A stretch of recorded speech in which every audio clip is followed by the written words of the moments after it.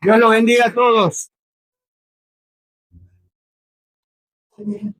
Todos tenemos, o casi todos, libros. Este libro, la palabra de Dios en nuestras casas. Quien más, quien menos, si no lo tiene en el celular hoy día, por medio de una app. Pero tenemos la palabra de Dios. Ahora bien, ¿sabemos el tesoro que tenemos realmente? ¿Sabemos lo que ha vivido, lo que ha pasado esta palabra para llegar al día de hoy, para estar con nosotros? ¿Tenemos realmente conciencia de todo lo que ha tenido que pasar la palabra de Dios para llegar hasta nosotros? Bueno, vamos a compartir un poquito en esta mañana, poquito de historia. Habría mucho para contar, mucho más profundo, mucho más lindo, es hermoso realmente estudiar cómo surge, cómo llega a nosotros la palabra de Dios. Pero bueno, vamos a resumirlo porque el tiempo no es mucho. Podemos comenzar diciendo que en un momento dado el reino de Israel se divide en dos. De las 12 tribus, 10 reino de Israel, 2 Benjamín y Judá, reino de Judá.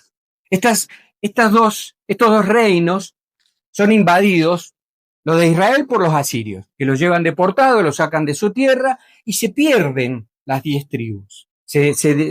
Consiguen los asirios mezclarlo con la gente pagana y traer gente a la tierra que habitaban los israelitas. A su vez, años más tarde, el reino de Judá es invadido por Nabucodonosor, por Babilonia. Esto es aproximadamente en el 700 a.C. Y también es deportado. Los profetas habían advertido al pueblo de Judá, tanto a Israel también, de que por sus pecados iban a ser ajusticiados. Jeremías también profetiza de que 70 años iba a estar este pueblo de Judá fuera del reino, hasta después ser redimido, ser traído nuevamente a la tierra de la cual había sacado.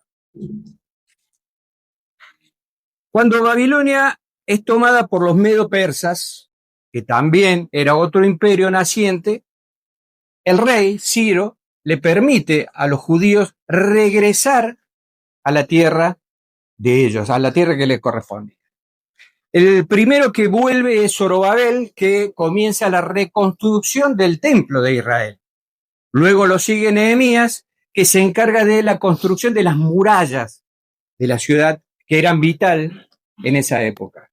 A Nehemías lo acompaña Esdras, que es un sacerdote, un teólogo, un erudito, que es el que se encarga, por medio de Dios, a comenzar a recuperar copias de la palabra de Dios. Porque hasta ese entonces, la palabra de Dios hasta Moisés venía siendo de tradición oral.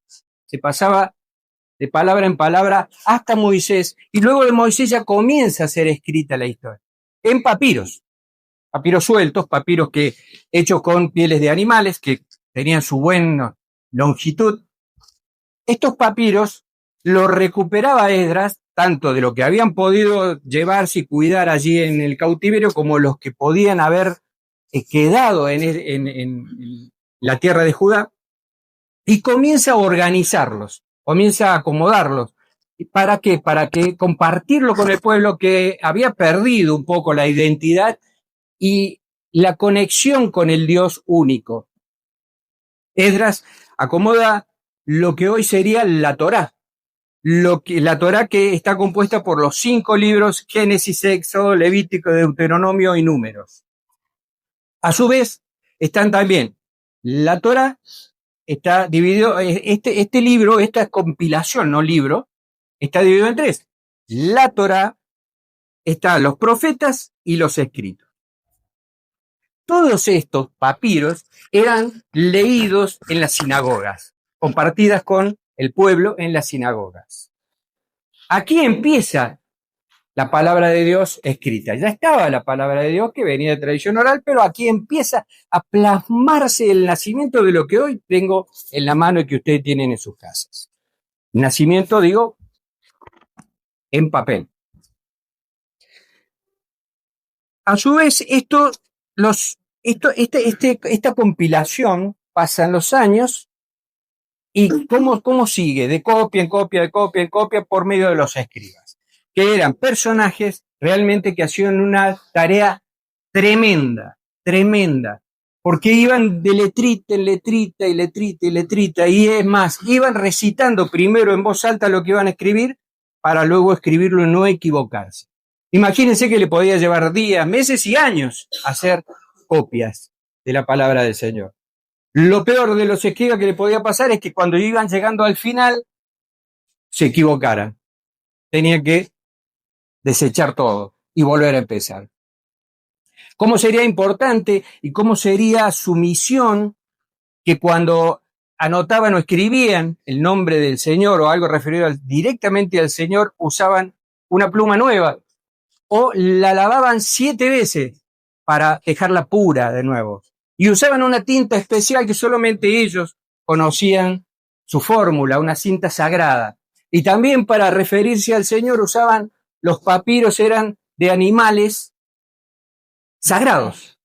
Fíjense la tarea de los escribas. Los escribas llegaron a tener mucha importancia porque fueron de alguna manera también intervenían en la sociedad como jueces o como para tomar decisión, porque sabían la palabra de Dios como nadie.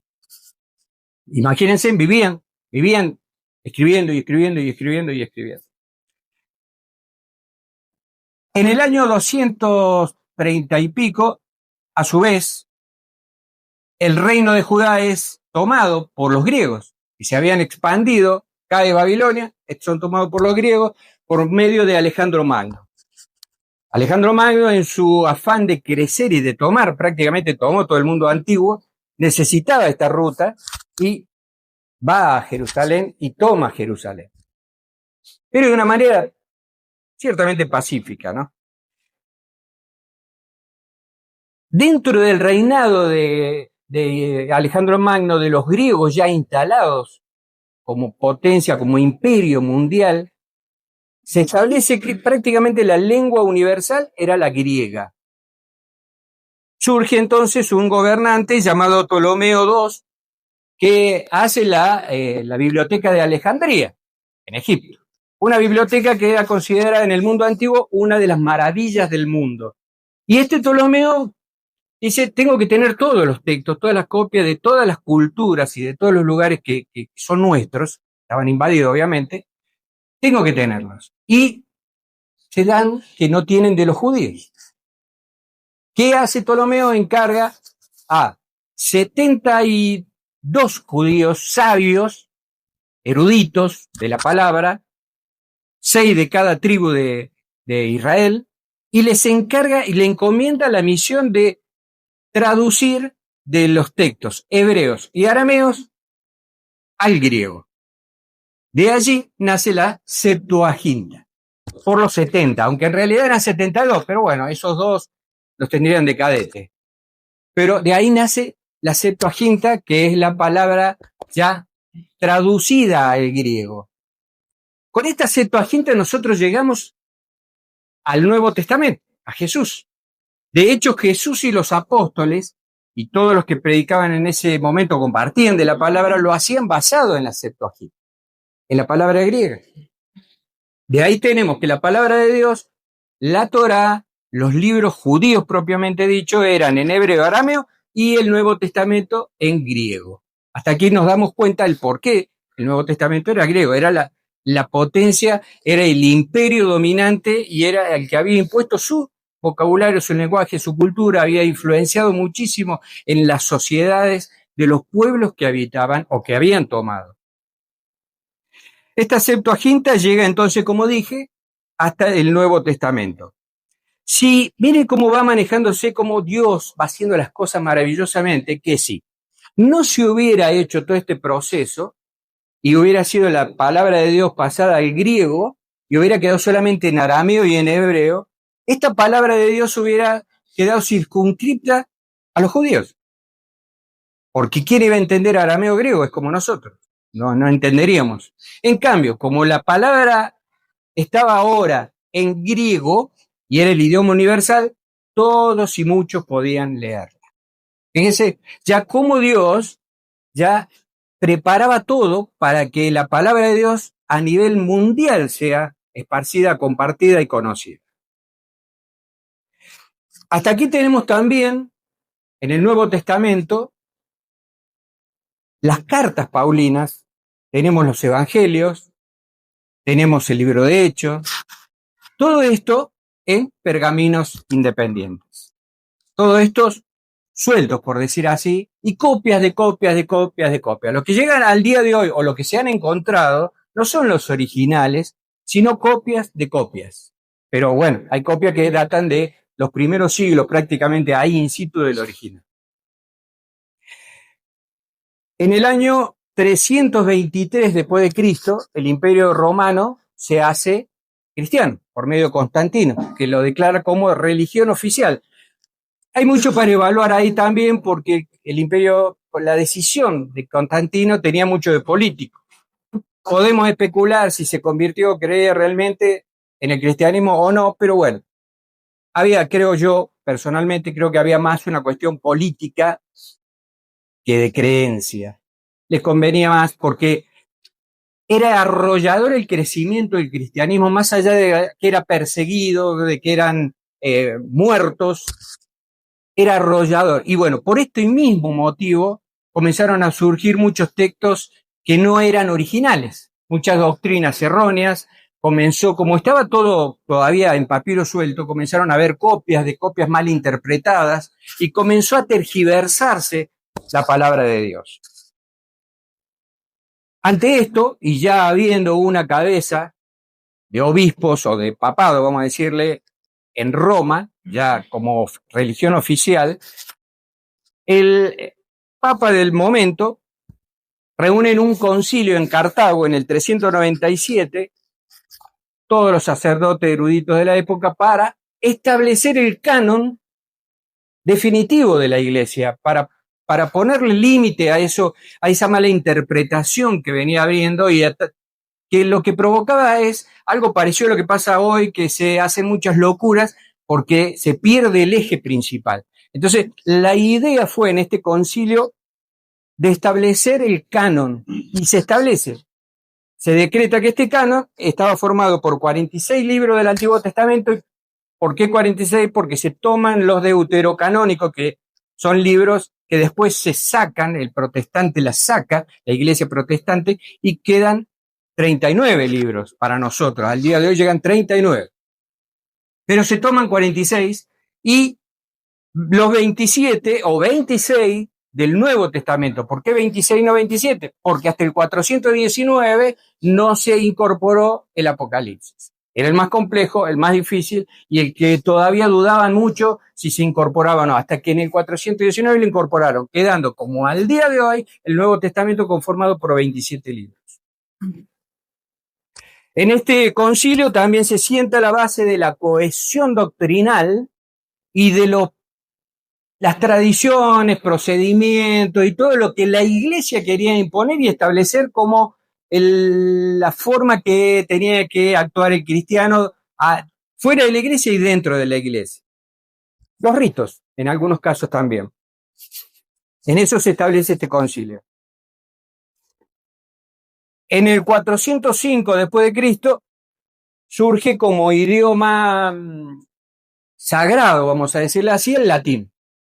Entonces, el Papa Dámaso I le encarga a Jerónimo, un teólogo erudito, que conocía muy bien el arameo y el griego, que haga de la Septuaginta una traducción al latín. Y este hombre lo hace, pero no toma un latín, no tenía que tomar un latín muy sofisticado, muy clásico, muy inaccesible para el común de la gente, sino un latín más común, por eso que la gente pudiera entenderlo, por eso a la gente, la plebe, el pueblo, se le decía el vulgo. De ahí surge la Vulgata, que es la traducción al latín de la Septuaginta. Surge la Vulgata. Esta traducción fue usada por la Iglesia, la Vulgata, durante 1000 años. La tomaron como regla, como la palabra establecida, y de ahí en más no se salió. ¿Por qué también lo hicieron? Simple, porque más allá de que hubiera sido el latín un latín más light, por decir así, más que supuestamente era accesible al pueblo, por eso le decía la Vulgata, no era fácil. ¿Quién sabe latín? Ni hoy, ni aún hoy. Entonces la Biblia de ese momento la terminaban interpretando los sacerdotes. La manejaban ellos como querían. Y ahí viene un montón de locuras históricas que lo que se puede ver, excesos, poderes que no tenían y muchas cositas que parece que se van retrucando hoy y que el protestantismo combatió y que parece que hoy el protestantismo está cayendo un poquito en esas cosas. Por eso le convenía a los sacerdotes de la época mantener la Biblia en el latín. Y allí empieza la historia, realmente apasionante también, porque en 1455 dijimos que la Vulgata estuvo 1000 años siendo usada como único libro sagrado. En 1455 en Alemania aparece un tal Gutenberg que inventa, forma, crea la imprenta y el primer libro que imprime es la Vulgata. De allí surge también en 1517, o surge o aparece, un monje, un teólogo, que es el que hace crecer el protestantismo, que es Martín Lutero, con sus 95 tesis. ¿Qué era esto de las 95 tesis? Bueno, en estos conventos universidades, él era profesor, cuando había una disidencia en un tema, se ponía en una pizarra, se escribía la disidencia que había, se ponía ahí y todos iban, la leían y iban opinando. Era como el Facebook de hoy o los comentarios de hoy o las redes de hoy que todos ponen algo. Bueno, ese era el procedimiento que se hacía normalmente. Este hombre, cansado de los abusos doctrinales de los católicos, decide denunciar o por lo menos exponer los 95 puntos que estaba en contra y que estaban mal. Sobre todo el tema de las indulgencias. Locura del papado. Vendían los perdones. A cambio de plata, te perdono. A cambio de plata, tenés una parcela en el cielo. Eso hacían. Y por eso la iglesia hoy, la iglesia católica, y tiene las riquezas que tiene. Porque era una forma de recaudar miles y miles de pesos, dólares o la moneda del momento. ¿Qué pasa con este monje? Bueno, es obviamente perseguido y es encarcelado por la Santa Inquisición. Fíjese la palabra, Santa Inquisición, ente preparado para reprimir directamente a aquel que fuera contrario a los dogmas de la Iglesia Católica, no de la Biblia, de los dogmas y las tradiciones de la Iglesia Católica.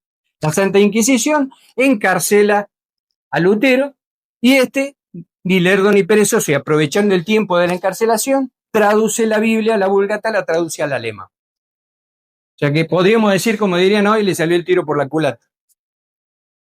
A su vez, en 1535 en Inglaterra también llegan esta disidencia que empieza a expandirse de Lutero y surge un tal William Tyndale, creo haberlo pronunciado bien, que traduce la Biblia al inglés utilizando textos griegos y arameos.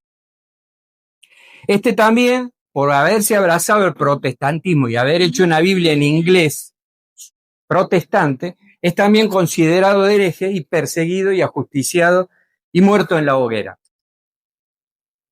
Surge también entonces ante estos movimientos de protestantes que el papado, el poder del momento, reúne un concilio en Trento para establecer el canon, que canon viene de la palabra vara o medir, para establecer qué es lo que los cristianos tienen que seguir, porque veían que se les venía el mundo abajo con esto del protestantismo.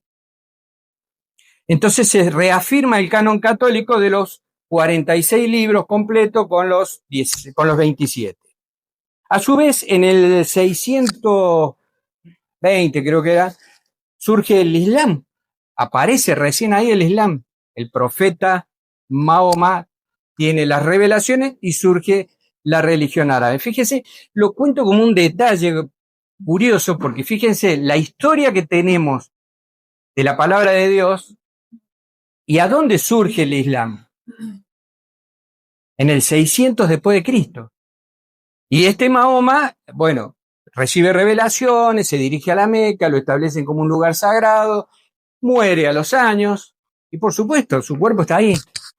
No es como nuestro Jesús que asciende a los cielos, resucita y asciende a los cielos. Sigue el movimiento en Inglaterra. En Inglaterra el rey Jacobo I convoca 47 eruditos, también conocedores de la palabra de Dios, para que hagan una nueva traducción de la Biblia, de la Vulgata al inglés, y surge de allí la muy conocida para muchos, la Biblia King James, en el 600, más o menos en el 611. En tanto, en España, en Sevilla, España, en un monasterio llamado San Isidro del Campo, un monje protestante, Casiodoro de Reina, que es perseguido por la Inquisición por haberse abrazado el protestantismo, por haber tomado las ideas, el reclamo de Lutero como propio también contra las tradiciones y las herejías católicas, es perseguido, huye a Inglaterra primero y después a Suiza. Allí en Suiza es donde él hace una traducción de la Biblia del griego al castellano, surgiendo en ese momento la Biblia del oso, que la habrán visto en las apps también, por si alguno no ha ido a una biblioteca, en las apps sale Biblia del oso cuando se busca. Esta Biblia del oso, ¿por qué la llaman del oso? Porque tiene una portada de un oso comiendo directamente de un panal de miel. ¿Y por qué se dice que lo hacía? ¿Por qué esta portada? Porque es como que el cristiano que va y abreva de la palabra directamente pura que le endulza la vida. Una cosa así es la interpretación, sí. Esta Biblia de los osos se mantiene, es la Biblia, digamos, protestante, en la cual tiene 39 libros y 27 del Antiguo Testamento y 27 del Nuevo Testamento, que es prácticamente la Biblia que tenemos al día de hoy. A su vez, esta traducción fue revisada o mejorada de alguna manera en algunos puntos, pero revisada básicamente por Cipriano de Valera, que era compañero también de andanzas o de persecución o de vida del otro que había nombrado recién, de Casiodoro de Reina. Este Cipriano hace la revisión y dice, es perfecta la traducción, se ciñe perfectamente a la palabra real de Dios, a lo que venimos trayendo por siglos, por años, y por supuesto niega la Biblia católica, ¿no? Y surge de allí la primera Reina Valera, la primera Biblia Reina Valera, como revisión que le ponen, si ustedes leen, dice Reina Valera, revisión. Y de allí surge después la Sociedad Bíblica en Francia. Esta Sociedad Bíblica surge para potenciar la distribución de la palabra de Dios. Lo curioso y lo anecdótico de esta Sociedad Bíblica es que compra la casa de Voltaire. Voltaire era un pensador, filósofo de la época, que en algún momento Voltaire dijo, muy suelto de cuerpo, porque era un hombre muy conocido y muy importante, muy suelto de cuerpo, dijo, el cristianismo en 100 años desaparece y la Biblia va a pasar a ser un elemento de museo. Fíjese, muere Voltaire, que hace la Sociedad Bíblica, compra la casa, instala imprentas y desde allí distribuye la Biblia a todo el mundo hasta el día de hoy. Miren lo anecdótico, ¿no? Cómo Dios se va moviendo de tal forma que la palabra es distribuida, es asentada en la Biblia, es escrita, se va moviendo de tal forma que, por más que haya personas que en su momento sean muy importantes y digan lo que digan, pasan, fenecen, terminan y la palabra sigue. Quiero recordar que hasta los Beatles dijeron en algún momento, nosotros vamos a ser más famosos y vamos a perdurar más que Jesús. Creo que lo dijeron, en algún lado lo leí. Allí en esa sociedad bíblica, de esa casa de Voltaire, surge la Biblia Reina Valera 1909 hasta la 1960, que es esta Reina Valera 1960, esta misma que hoy tenemos.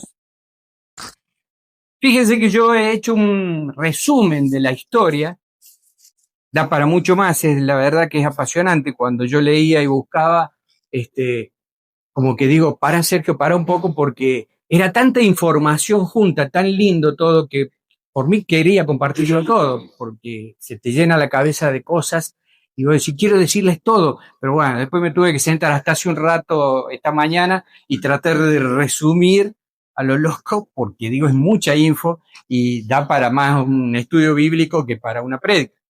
Pero me pasó de compartir esta reseña histórica porque digo, caminamos mucho nosotros de aquí para allá como cristianos y realmente a veces no sabemos la historia. Porque está bien, si no nos la enseñan, no nos la comparten, por ahí nosotros tampoco nos surge de hacerlo y no conocemos la historia.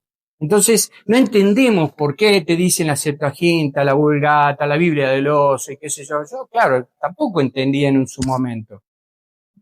Y no nos damos cuenta del tesoro que tenemos.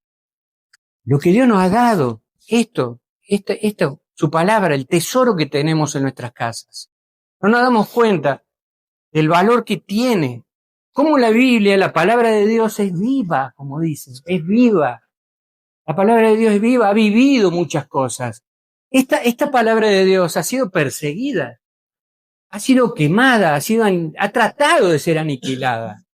Ha muerto miles y millones de personas por defender la palabra. Han muerto también los que la atacaron y pasaron de largo y la Biblia sigue adelante. La palabra de Dios sigue adelante. No nos damos cuenta el valor que tiene cuando decimos, Dios no me habla. Agarrá la Biblia, agarremos la Biblia. Dios ha hablado y habla, por supuesto, pero lo he impreso para que lo tengamos allí cada uno de nosotros. La Biblia ha sido y es el libro más impreso en millones en los siglos, en la historia, el más distribuido, el que más ha influenciado. No nos damos cuenta de eso. ¿Tenés una Biblia? Sí, ahí está. Como que realmente si le diéramos la importancia que tiene, no digo venerar un libro, porque si no entramos en la pavada, entramos en venero una imagen, venero tal cosa. No estoy hablando de eso. Estoy diciendo que le tenemos que dar el respeto, sí, la importancia y el valor como tesoro espiritual que tiene. Y no se lo damos realmente. La Biblia quiere ser abierta y estudiada, quiere que la conozcamos. Recuerdo una vez que en una palabra en una iglesia dije, claro, a veces tenemos la Biblia y nos sentimos tan ungidos, tan llenos de Dios, y que si la tenemos en un rinconcito ahí olvidada y de repente nos acercamos y le imponemos la mano a la Biblia y decimos, Biblia, libre eres de polvo. Porque claro, no la usamos y nos quedamos con eso, con esa unción, pero la Biblia hay que estudiarla, hay que conocerla. Cuando uno conoce a una persona, hombre, mujer, y se enamoran, lo estudiamos al otro. Quiero decir o no, lo miramos, queremos saber más, queremos entrar en su corazón, en su vida, en su mente, en su pensamiento, queremos formar parte, queremos ser uno con esa persona. Esto es lo mismo. Si no lo hacemos así, la Biblia pasa a ser un mero libro de historia. Y no es un libro de historia, tiene vida, porque es la vida del Señor, es la vida de Dios. Y todo en la Biblia apunta a Jesús. Todo. Desde el Génesis hasta el Apocalipsis, apunta a Jesús. ¿Querés conocer a Jesús? Lee la Biblia. ¿Querés conocer a Dios? Lee la Biblia. ¿Querés que Dios te hable? Abrí la Biblia. ¿Querés recibir sanidad? Buscá en la Biblia. ¿Querés recibir fortaleza? Allí está en la Biblia. Las historias que cuenta la palabra no son solo historias para películas, con un argumento, un guión. Son historias que el Señor las plasmó ahí porque tienen un mensaje para cada uno de nosotros. Porque si uno entra en esas historias, nosotros nos quedamos, por ejemplo, con David, tiró al gigante y ya estaba. Hay mucho más en David. Es apasionante la historia de David. Tiene muchos mensajes la palabra de Dios allí. Pero claro, no lo vemos, no lo descubrimos, nos quedamos con sonríe, Dios te ama. Porque es más fácil, no lo digo por ustedes que son los elegidos, sino por muchos más que lo único que hacen es venir a sentarse un domingo y quedarse con lo que dice el predicador de turno. Y no es eso. Nosotros lo que tenemos la responsabilidad, los predicadores de turno, es dar una mano, si se quiere, ayudarlos a reflexionar, a pensar, a darse cuenta. Y sí, por supuesto, compartir, enseñar, pero ustedes tienen que ahondar. Ustedes son los que tienen que ir y abrir la palabra y buscar, escarbar, para que la palabra tome vida. Tengo en mi mano un libro, la escritura que duró esto 1500 años en ser escrito. 1500 años, más o menos, autores dicen 1600, otro un poquito menos, pero 1500 años promedio para ser escrito. Más de 40 autores, más de 40 autores para escribir esto, para dejar plasmada la palabra de Dios. Más de 40 autores, desde reyes hasta plebeyos. Soldados, mujeres, hombres, historias. Más de 40 autores durante 1500 años. Fíjense. Y sigue vigente, sigue viva. Porque es la palabra de Dios. No hay forma que acaben con ella. Vamos a pasar nosotros, pero la palabra de Dios va a quedar. De hecho, tantos han dicho soberbiamente, esto desaparece en poco tiempo, como Voltaire y otros más. Y ya quién sabe qué Voltaire. Yo me acordé porque lo leí ahí en Wikipedia. Digo, ¿quién es Voltaire? Mira. Si no, no sé quién es Voltaire. Ya pasó, ya fue. La palabra de Dios debe ser tenida en cuenta y debemos creer en ella y debemos buscarla y debemos aprenderla porque es la que, más allá, vuelvo a decir, de lo que diga cualquier predicador o conocedor de la Biblia o del Señor o de lo que nos vengan a compartir o predicar, tiene la verdad ineludible. Todo lo que yo hable aquí o hable cualquiera que comparta la palabra, aquí tiene que ser, si se quiere, controlado, cotejado, o como ustedes quieran ponerle la palabra. Tiene que estar aquí. Todo lo que dije hoy tiene que estar aquí. Ustedes lo tienen que encontrar. Si no lo encuentran, entonces soy un equivocado, soy un hereje. No sirvo para esto. O estoy haciendo algo mal ante los ojos de Dios porque los estoy desviando a ustedes de la verdadera doctrina. Han muerto miles y millones de gente para mantener la doctrina sana y verdadera que ha llegado a nuestras manos hoy. Nosotros tenemos que hacerle honor a eso y cuidarla, la palabra de Dios, compartirla fielmente, pero hay que aprenderla. Por eso hay tanta verdura dando vuelta, tanta cosa, tanto invento, tanto engaño, tanta, diría cordobés básico, tanta gilada, porque me pongo loco. Dando vuelta, ¿por qué? Porque nosotros no aprendemos. Entonces viene cualquier paquete, se para acá, dice lo que quiere y nosotros, aleluya, gloria a Dios. Por favor. A ver, si la persona que se para acá no dice, no está refrendada, no está autorizada por la Biblia, por la palabra de Dios en lo que va a decir, no sirve. Por más que venga diciendo el Señor me habló, el Señor me dijo, el Señor me trajo, el Señor me puso, el Señor me sacó, vi la revelación tal cosa, no importa. Si no está acá, no es de Dios. Así de simple. Por eso la palabra en Apocalipsis termina que es anatema, que está mal, que tiene juicio, si se le agrega o se le quita. No tenemos que agregar ni quitar nada.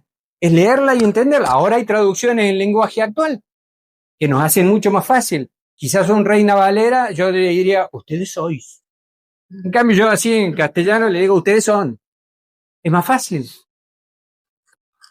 pero hay que leerla.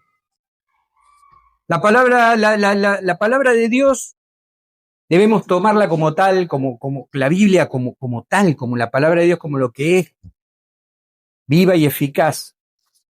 Porque, como dije, tiene autoridad de múltiples personas, único en un libro. Yo no sé que haya un libro que haya durado en formarse 1500 años y más de 40 autores. La palabra de Dios está llena de profecías cumplidas, sobre todo de nuestro Señor Jesús, como vimos el otro día en el DBS, en Isaías 53. Profecía cumplida. No como compartí la prédica pasada, esos que predican y después mueren personas, que le dicen que van a vivir mucho tiempo. La palabra de Dios tiene precisión en conocimientos científicos, también histórico y científico. En el libro de Isaías dice, hay una parte que hace mención al círculo donde están como estrado tus pies, refiriéndose al Señor, al círculo que es la tierra, fíjense, y en esa época creían que la tierra era plana, era sostenida por pilares en una escultura, era un musculoso tipo como yo que sostenía la Biblia, la Biblia, perdón, la tierra, otro era una tortuga que nadaba por el espacio, flotaba. Ya Isaías había dicho, es un circo. ¿Y qué es la Biblia? Es un circo. En Eclesiastés también nos da indicios de lo que es el ciclo del agua, los vientos, los sentidos de los vientos, fíjense. Todo lo que la ciencia ha ido descubriendo después, ya la Biblia lo mencionaba. La palabra de Dios nos revela al Señor desde el principio al fin, nos revela su naturaleza, su carácter y su voluntad para con nosotros. La palabra de Dios da sabiduría, porque aquel que la estudia y la toma para sí y permite que el Espíritu Santo lo ministre, se vuelve sabio. No ese sabio que se la sabe toda, así, sabio en vida, sabio en conocimiento. Yo, en lo personal, oro mucho al Señor pidiéndole sabiduría para ser un buen ministro, un buen padre, para compartirle la palabra, un buen padre, un buen esposo, un buen empleado, un buen jefe. Es la palabra de Dios la que te da esa sabiduría. La palabra de Dios también te da consuelo. Cuando en lo personal yo necesité consuelo, me surgió de decirle a mi señora, querría tener una Biblia para leerla, y ella me regaló una Biblia, que la dejé ahora guardada porque ya está muy viejita, pero me regaló la primera Biblia y la leí de punta a punta. Me dirá alguien, ¿la entendiste? No, no entendí nada, pero la leí, la releí, la recontraleí. Pero me dio consuelo. Gracias a esa Biblia, hoy día estoy abrazando esta fe y estoy parado aquí compartiendo la palabra con ustedes cuando era un ignoto total, no tenía idea, pero me dio consuelo en momentos difíciles de nuestra vida.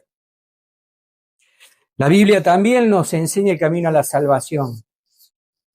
Si queremos saber por dónde caminar, cómo ir, cómo hacer, está acá. Está acá.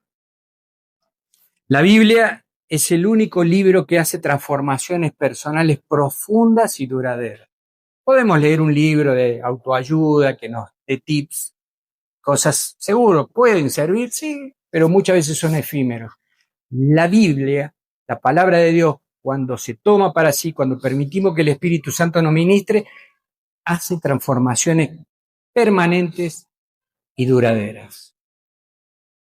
Yo cambié, sé que cambié desde cuando no conocía nada del Señor hasta cuando empecé a descubrirlo y aprender de Él, cambié, sé que cambié. Tengo mucho, mucho por delante todavía para mejorar, crecer, madurar, pero si me hubieran conocido antes se hubieran dado cuenta que cambié. Esa transformación solo Dios la pudo hacer, ni mi esposa aún pegándome lo podía hacer. Nada, no me pegaba, no. Pero digo, Dios hizo cambios en mi vida y gracias a esos cambios tanto mi esposa como yo pudimos hacer que nuestros hijos se críen, crezcan y aún hoy día nuestros nietos conozcan de la palabra, estén en el camino del Señor. Vayan a la iglesia, la tomen como algo natural, cotidiano, algo parte de sus vidas. No, algo loco, que voy a ir a la iglesia. Qué locura.